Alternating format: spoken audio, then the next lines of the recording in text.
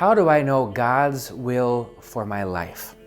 How do I know what career move to make? How do I know what college to choose? How do I know if I should make this decision to move my family across the country? What is God's will and how do I follow that? That's really the question that we've been aiming at this entire week. And so when it comes to these matters, I think there's something important for us to ask first, and that's this question. Is this something that God tells me I should or should not do?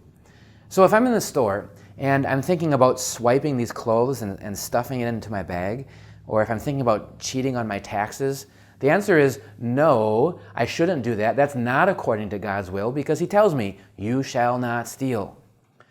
Or if I'm thinking about helping out someone who's in need, or showing loving kindness to my spouse, communicating lovingly, those are things that I should do because God tells me His will is for me to love others, to help others, etc.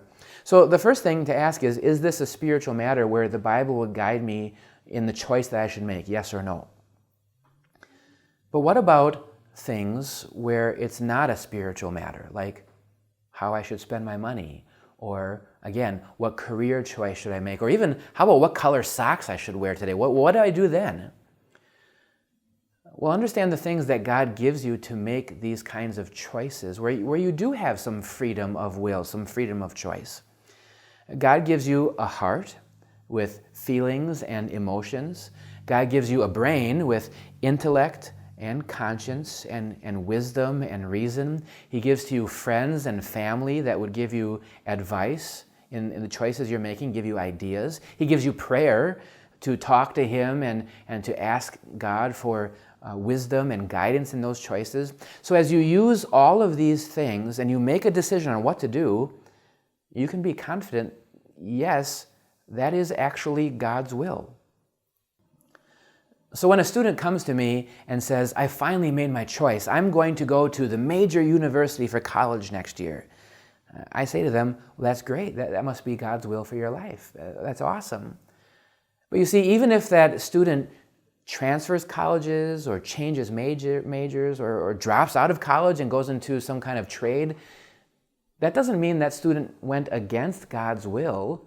It's just that God's will was for them to learn, to progress, to learn more about their desires, their passions, what they are, who they are as a person. And so this is all God's will leading them on in life. Or maybe think about another scenario, like dating. Maybe someone goes through a lot of dating relationships and is breaking up with people, and they're thinking, man, was I going against God's will when I was with that person because now we're broken up? No. You used your brain, your intellect, your heart, your emotions, maybe friends and family who gave advice. And as you made a choice and moved forward, you can trust that's God's will who is working through all of these things for you to learn and grow as a person. So how do I know God's will in my life? How do I make a choice? Well, there's a couple steps. You use your brain, your intellect, your knowledge. You think about it, you pray about it, you consult with friends and family. And if you do all of those things and make a choice, then you know that is in fact God's will for your life. You can trust that's what God wants you to do because He gave you the ability to make that choice. And even better, you can trust that it's God's will, that He will work that out for your good because He loves you.